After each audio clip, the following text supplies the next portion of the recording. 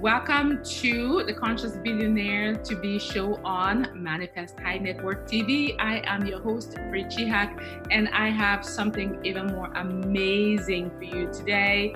We are going to be speaking with the amazing Samoa Blanchet, and she is a quantum cash and clients coach.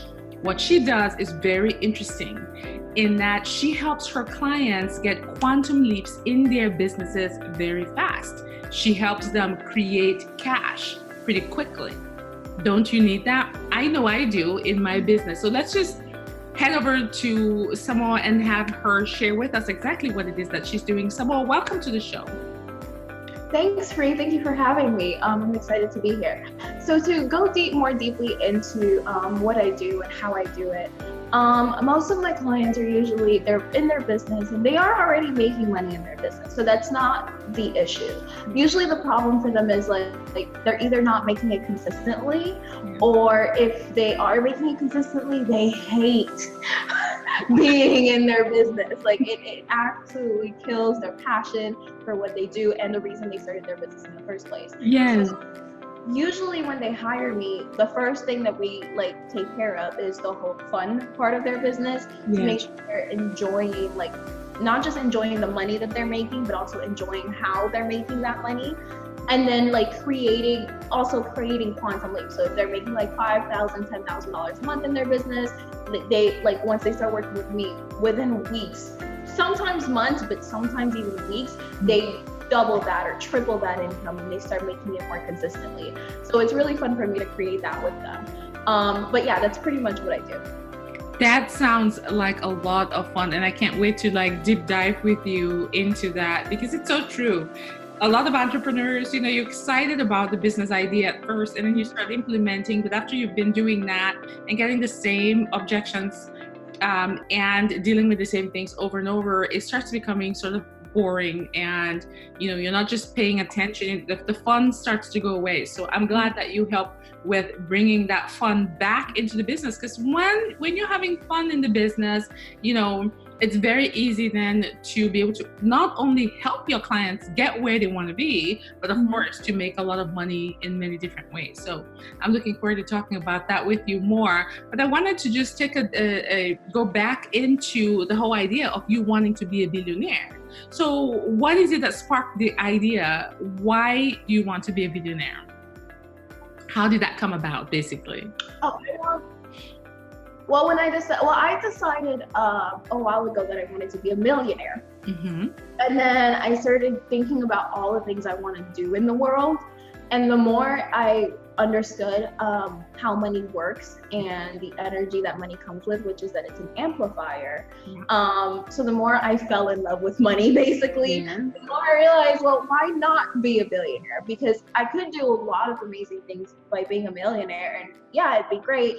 And I could do so much more. And the more I understood my purpose and what I'm placed on the planet to do, I was like, because money is an amplifier, what I really want to do is change global consciousness as a whole. And that's going to take money, lots and lots of money. It really does.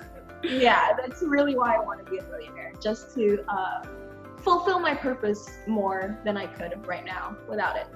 Absolutely. That is a great reason. And it's so funny. I was speaking with another wonderful businesswoman that I interviewed today, and we were talking about how she got to this point as well. And she mentioned something really interesting that I hadn't thought about.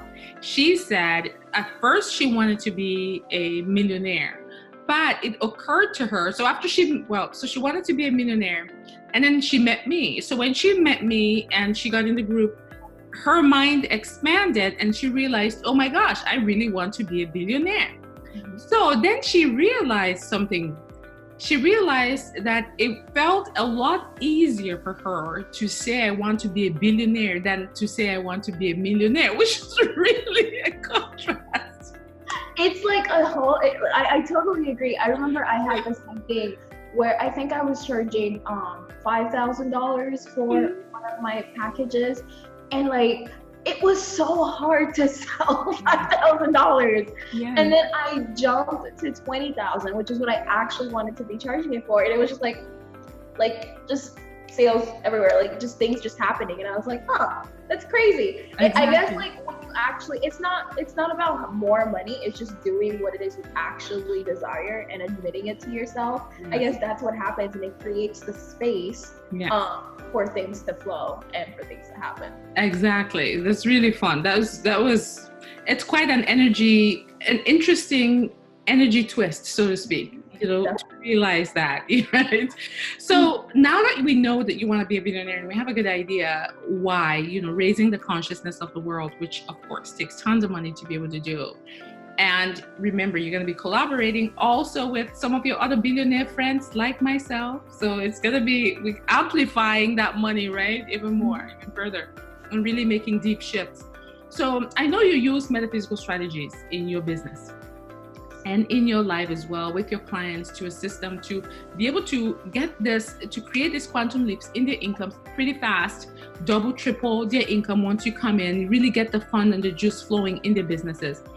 Could you share with us a top metaphysical strategy that you use, something that myself or clients can begin implementing in our businesses as well to help us create those quantum leaps as well? Okay, so some of you and the people listening may know about shadow alchemy. Well, I do something a little bit different from it. Like I basically took the modality and then created my own thing with it, because that's what I do. Yeah. Because it wasn't working for me, because it felt like I was shaming a part of myself. Yes. So what I ended up doing, and I guess I'd call it shadow integration in a way. Love it. I love it right away. Yeah.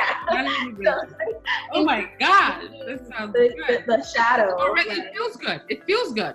It already feels good. Exactly.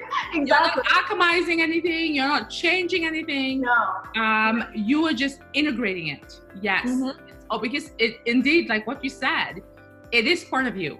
So you don't want to feel like it's so important. Someone must do it live in the group. What?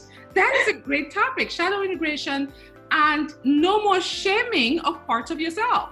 Thank you. Yes. Because it's not that is love. so good. That feels so good. Not love. That's not self-love or self-care. Yes. Shaming, you're trying to cut a piece of yourself off. That's not. Yes. So it never made sense to me. Yeah. So, oh my gosh. Oh my gosh. Yeah. Love it. So refreshing.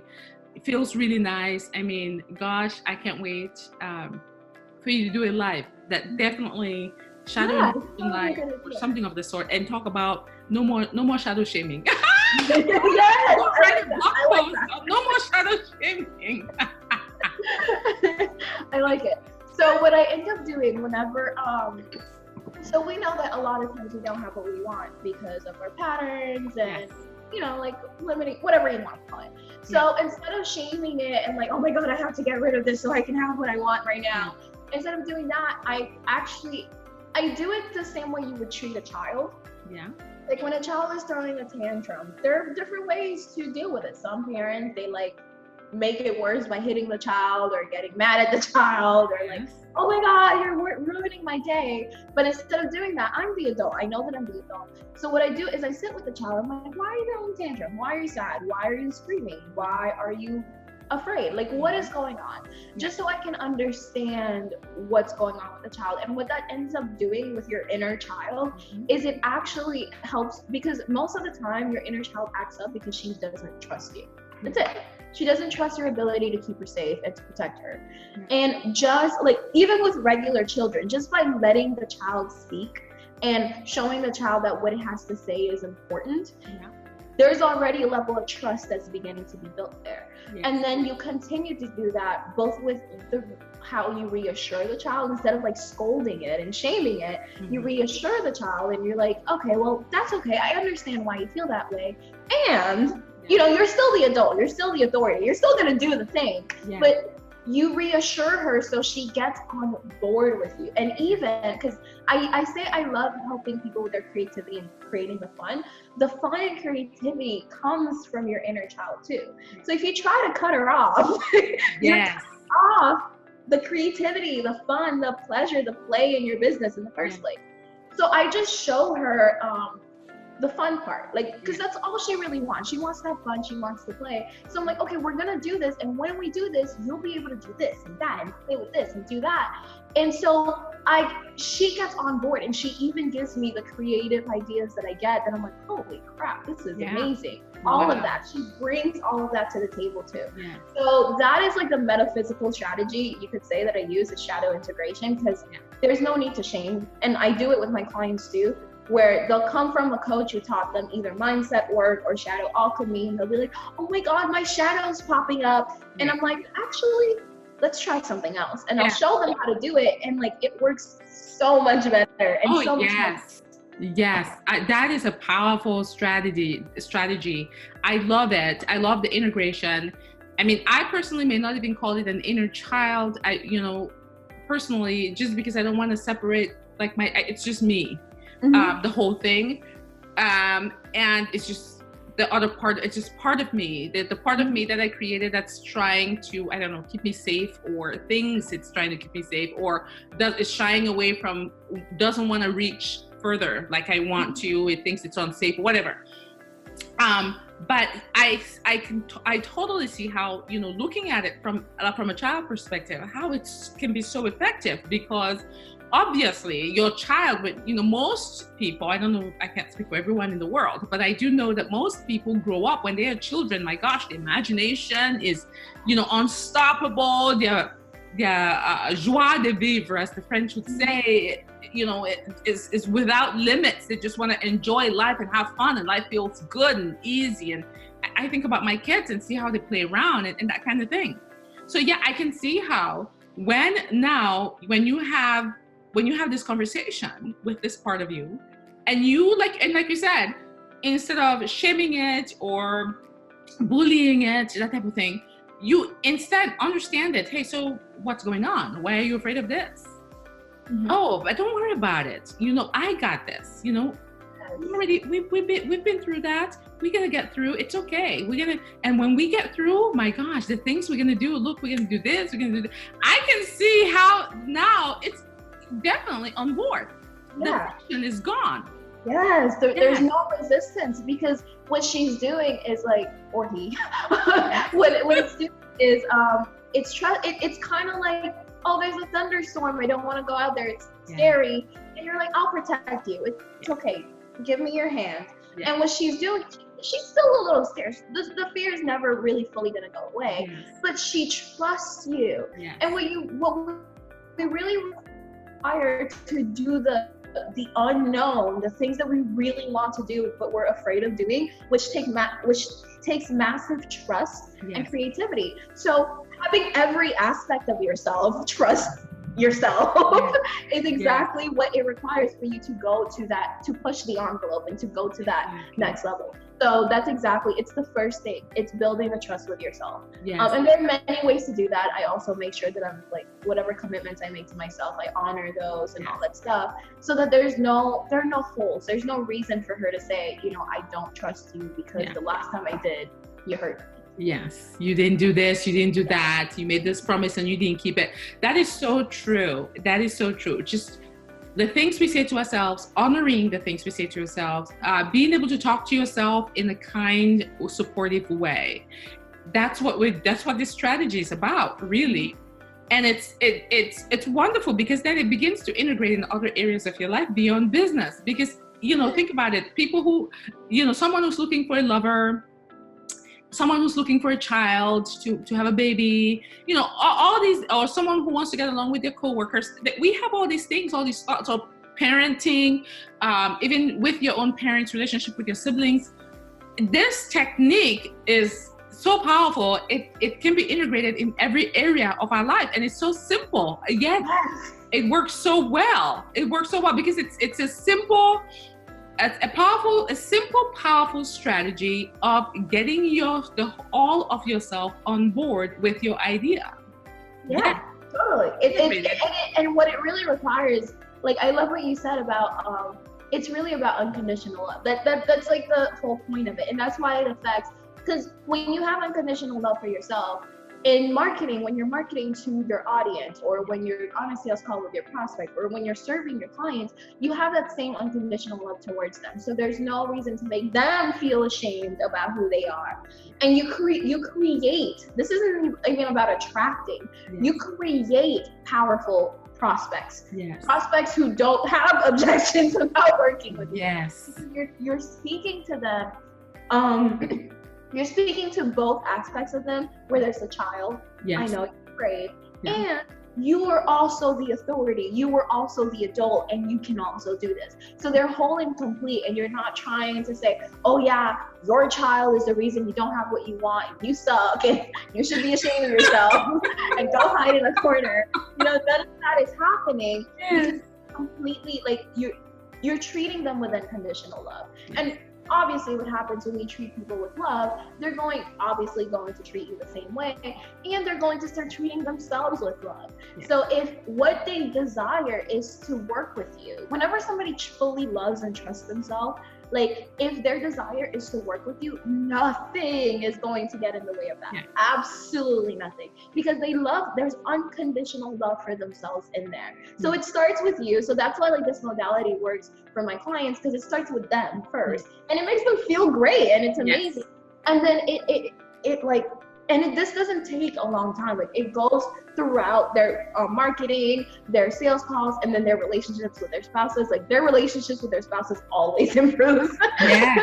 Oh, I can see that totally improving, because you just start speaking to yourself. You start speaking to your spouse in a completely different way. Mm-hmm. Yeah. I can see how that really would change the dynamic, you know, of everything else around you. And then plus, because you're feeling really great about your business, and you're now starting to have clients and even doubling, tripling your income, well, that just takes effect. You're now able to take your kids on vacations, your family, you're not struggling anymore. You're contributing, if you want to the financial well-being of your family. You're helping paying the mortgage. So you just feel better and better and better overall.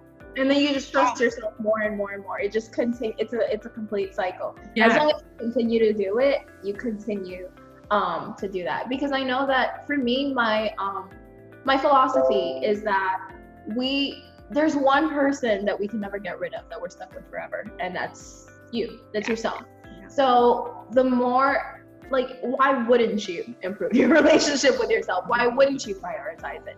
And then the fact that it benefits you in so many different ways is just like icing on the cake. So it's simple. Why not just do it? Exactly. I totally agree. Beautiful. Thank you so much for sharing that, Samoa. That was, wow. Yeah. No more shadow shaming.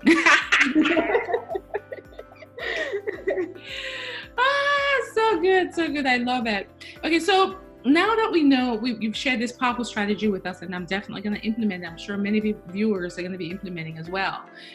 I want to just speak about your causes. Like, I know, you know, we're big-hearted people. We're raised to give. That's like normal. So I know you're going to be giving a ton of money away as a mega billionaire. I know there are going to be causes that are going to be coming to you from everywhere, begging for your support and asking for your help financially. But what top cause, I know you have many, but what top cause comes to mind that you know for sure 100% that is going to be taking millions of dollars of your business, of your financial abundance? Okay, so it's actually my own. I have an idea for a nonprofit. Mm-hmm. Because what I value the most, there are two things I value really in this world, and it's creativity and children. Because children have a lot of it. Of course, they have a lot of creativity. Yeah. And the problem with our current society, and this is what I mean by changing global consciousness. I'm still wrapping my mind around it. So as I'm speaking, I'm like, whoa, cool. But what I really want to create is a form of boarding school, I guess you could say, but like a nonprofit, like funded by me and other people who donate to it, so that everybody has access to it. And I actually want to start this in third world countries. I want to start in my home country of Haiti, and then like broadcast, like move around in other different countries. But what I want to do is create these schools that don't just foster academic strengths of like, oh, like So they're not just taking tests and trying to pass tests so that they can start a career in something that they may not even be fully passionate about, because that's what everybody's telling them to do. Right. But to really foster their creativity and their ingenuity. Because what I know is that children are channels for so much. They're really, really smart, amazing problem solvers, first of all. Yeah. So if we encourage that, yes. And like my plan is to have this program where we're not just encouraging them to like be creative and whatnot in like the arts or whatever. It's not just that. It's like if they have an idea for something that could change their community or the world or their country, whatever it is, we pour our resources, whatever resources they would require to help them bring that idea to life. Yes. We pour those resources into them so that they're able to not only does that empower the child, like, holy crap, this is what I created, but it also changes the world. Because I'm telling you, the solution to global warming is in some child's head. Oh yes. Doesn't know. Yes. Doesn't know. Or it hasn't been encouraged enough. Or, hey, I actually have a great solution for that. And that is so true. You know what it is? No one will listen to the child, right? Exactly. You, global warming, you want to solve it, please go and sit down there. How old are you? You know? Oh my gosh, you're so right. Yes. Exactly. So I want to create something where they're actually not just listened to, but also if they have a viable, like, yeah, this is what I want to do. And us as adults, because again, the child, all she can do is come up with ideas. Yeah. Can't really implement them much because they're children. Yeah. So what we can do as adults is create the environment for them to implement those ideas and bring them to life. That's what we can provide for them.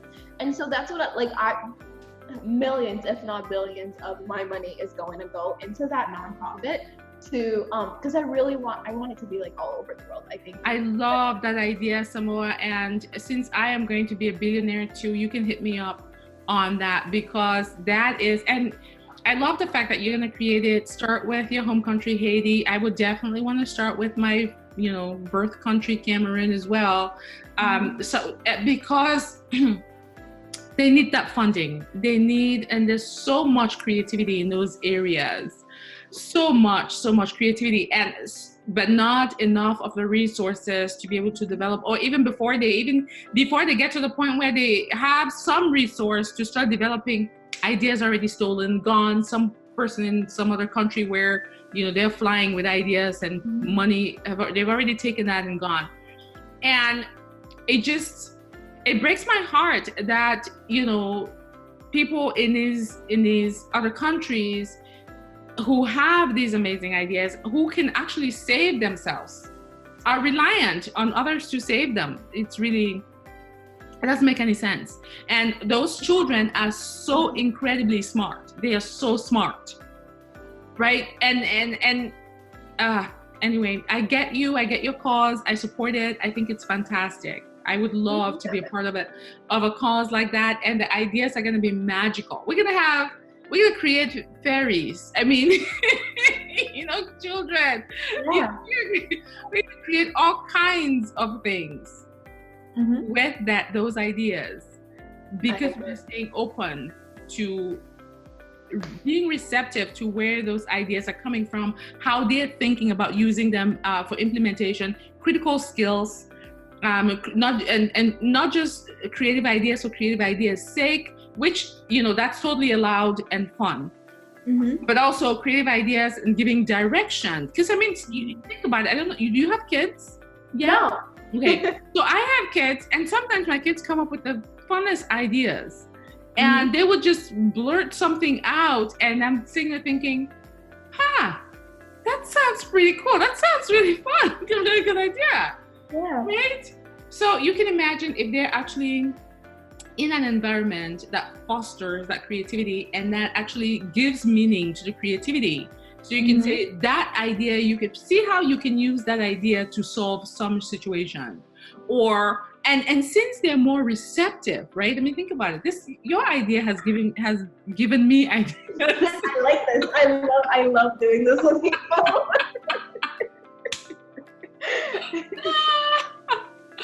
because you think about it, if they as in an environment where they know they're being nurtured and fostered and their ideas are being fostered and used for actual things, and they're of course being credited and paid very well for what they're creating, and also seeing that they are more receptive, the shadows are more integrated than ours. They're not shaming themselves and their shadows. They only get that shame from adults. But if they're in an environment where the shadows are integrated, so that means they're more receptive and more intuitive, and can receive those powerful ideas from non-physical source more.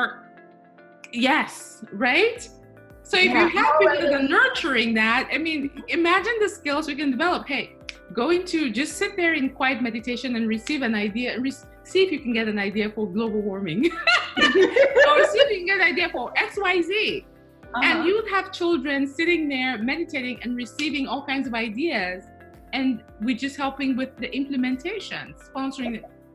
Oh my gosh, you've hit upon something really, really cool. Yeah, I love it. It's gonna be absolutely brilliant. I'm so excited for it. Yes. So that's what most of my money would go to. It's just like I'll die happy knowing that I started this thing and it's working, and like people are doing it and implementing it. Because it's not just about creating the environment at school, it's also creating it at home. And that's what I mean by changing the global consciousness, because as a society globally, we actually shame creativity because we don't understand it. Or really creative people, we don't understand them. So, and growing up, I was told, my parents would tell me, you can do anything you want. Except that. Great parents, I have to say that. They would tell me I could do anything I want as long as it fit into a specific box. Like if it was outside of the box, or if it had never been created before, they would be like laugh at me and stuff like that. And they've done it with my siblings too. Yeah. So what I want to do is create that environment where it's like you can do anything you want, and it's actually true. Whatever it is that you want to create, we're here to help you create it. Yeah. And so my vision is to have this happen not just in like the schools that we create, but also at home, where it becomes the norm to foster creativity. Yeah, you know, this reminds me of my kids took a class. They took a business class when they were little. I think they were like 7 and 4 or something, or 8 and 4. And I put them in a business class, and there was a private group that there was just about 4 or 5 kids. And the teacher was teaching them at the end of the class, they had to come up with some creative concept, and then they had to sell that concept to the parents to get funding for it. It was pretty cool. It was like I can't wait to put them back in. They're older now, but I'd love to put them back in. And you know, my younger one, the 4-year-old, came up with some drone idea. It was really cool. I forget what it was, but I mean, just the fact that he came up with this incredible drone idea, he actually built it too, because he had to demonstrate. Yes, he had to demonstrate to all of us parents and sell the idea. It was amazing. So your idea has reminded me of that, because it was a very creative class. Some of the other kids, I think there was one, the teacher herself, her son, who was I think 7 at the time, had created some male dollhouse, and I think Toys R Us had picked up on the idea and they were going to put it in their store. Yeah, it was that's awesome. Really cool. I was like, you know what, that is such a beautiful thing to have kids be in a space of creativity. You know, you never know what they're going to come up with, and it's so much fun. Yeah, so I love it. Thank you so much for sharing that about that cause. Yeah. So now that we've talked about your cause, which is absolutely phenomenal, I can't wait to hear about your actual lifestyle as a billionaire. My goodness. Oh, girl. We're going to be here all day. My basic, the thing that I love the most is beautiful homes. I see myself, so like, I have so many ways that I could like do this. I see myself, I've always wanted to create a custom mansion. Yes. Because I love custom things in general. But like as a Taurus, home is like the biggest thing for me. So I want to create a custom mansion, and like I come up with new iterations of this mansion every time I think about it. Yeah. Like it's gonna have like a water slide. It's gonna have a man cave. It's gonna have a room just for art with like a 360-degree view. It's gonna be like on a tower. Nice. Oh my gosh. Where there's all this natural lighting coming in. Yes. Yes. Like, I have so many ideas. Like there's a room just for parties, like a ballroom for parties. Yes. Mm-hmm. There's gonna be like a huge library full of books. Yes. For my family and my kids. Like I have like the house is gonna be absolutely beautiful. Yeah. I also like whenever I said that I create the time to, I will sit down and like watch videos of mansions, and excuse me. I saw one that looks really like, it looks small for a mansion, not like for a house, but for a mansion. But like everything was underground. It had like tennis courts underground. It had and I was like, that is so cool. Like you walk into the house and you're like, oh, this is a nice house. And then I think you tap on like a wall or something and it opens up to the underground house. Wow. And I thought that was cool. So I might implement something like that in my house. So lifestyle wise, it's mostly house, what my home's going to look like. I also, I already have a vacation home, like in my family, but like I want to have more vacation homes to just like go to, because I really want to travel at least 3 or 4 times a year. I'm more of a homebody, so I don't want to travel all the time, but I would love to travel to beautiful places and have a home there too. Yes. 3 or 4 times a year. But other than that, like I haven't really thought about like, it's just more what I'm already doing, more shopping, more fun, more creativity. And have you thought about like how you're going to be traveling, what type of cars you're going to have? I love variety. Yeah. So I see myself either owning different types of cars or like buying a car, using it, and then when I get bored with it, buying a new car. I don't have like a specific thing. In terms of traveling, definitely private jets. That's definitely going to be my thing, because I just love the experience and what it provides. So definitely that, 5-star hotels or my vacation homes, depending on where I'm going. But yeah, that's what it would look like. Sounds fantastic. I absolutely love it. Love the luxury, the giving, everything, assisting, the impact, the influence. Absolutely amazing. If people want to contact you, say someone wants to quantum leap their income, and who wouldn't, right? Who wouldn't want to increase their clients and their income? How can they reach you? What are the best ways? You can go to my website and book a session with me. It's inkedbysamoa.com, but the way you spell it is Nancy by Samoa.com. I'm sure you'll have the link too for them to click. Yes, and we're gonna add it to the video. When we do the video, my VA will just add it to the video on the screen. Perfect. Yeah. Perfect. So you can do that, or you can just like direct message me on Facebook. You type in my name, you'll find me, and you message me, because that's usually where I talk about my business anyways. Okay. So you can like find me on Facebook and message me and say, hey, you're really awesome, I want to work with you, and we'll schedule a call. Absolutely. That's wonderful. So finally, let's wrap it up by asking you please to give some sort of advice, because there are a lot of women and men out there who want to reach for greatness, financial abundance, and who want to create impact and influence, but they have all these reasons not to. What is your advice to them? The biggest thing that I've ever had to deal with to get to where I'm at and to continue to grow is dealing with fear. And my best advice for that is, whenever I feel like I'm stuck in a rut or anything like that, what I usually ask myself is, what is the most uncomfortable thing I can do right now? And I usually have an idea within 0.2 seconds of me asking that. And it's never something I want to do. It's always something that scares me for whatever reason. Mm-hmm. Like literally, like I want to cry at the thought of doing it. But I go and I do that thing. And the reason that I do is, every time I do it, like, again, explosions happen in terms of like, I'm no longer in a rut. launch myself into like a whole other level. But what I do when I purposely make myself uncomfortable, in that sense, because it's not physically uncomfortable, it's just like I make uncomfortable. What ends up happening is I also get my best ideas there.